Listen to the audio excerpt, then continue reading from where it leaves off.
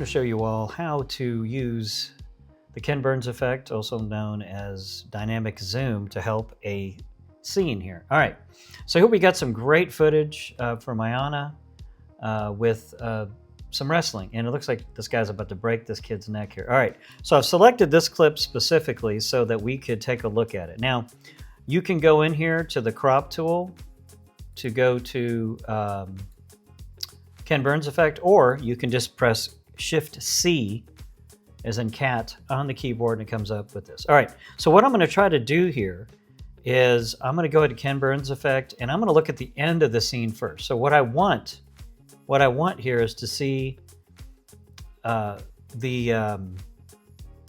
close-up of the faces here as as our Texan has them in a headlock, or I'm not sure what they call this in wrestling because it's not quite a headlock, but something like it. All right, I'm going to trim the end first because we don't want. Why see the ref passing by? I don't know. Maybe it looks better this way. Actually, that looks pretty darn good. I think I would have held that for longer because, man, look at that face. Yeah, I would hold this for much longer. So I'm going to change the edit slightly here. Now, we've got, obviously, the ref walking through. It's okay.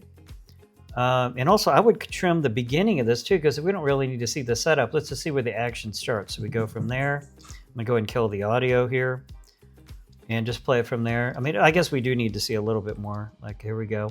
Boom. Right to the action. And the headlock or whatever this thing is.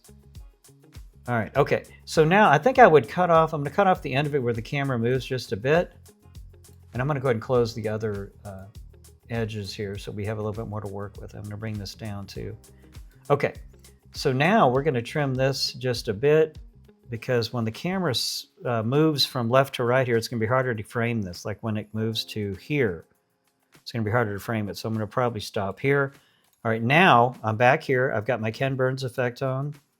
I'm going to go ahead and bring the where it ends. Okay, that's where it begins. You have to select where it ends here and bring it over. Still, sometimes it gets a little antsy like this. So I go over here and I click again, and now usually I can grab it, but it's not letting me. All right, let's grab the edge here, bring it over, and then just shrink this down. So we get a little bit more emotional face here. It's probably too much or too tight, so I'm going to bring it out just a bit.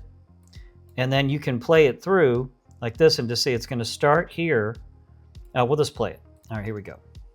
It's going to start like this, and it slowly pushes in onto the intensity there of the headlock. All right, so that's pretty good. Now I might go in a little bit tighter. See, this is where it was supposed to end on. That's great.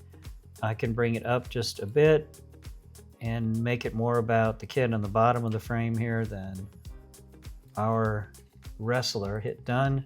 And now let's check it out. Okay, here we go.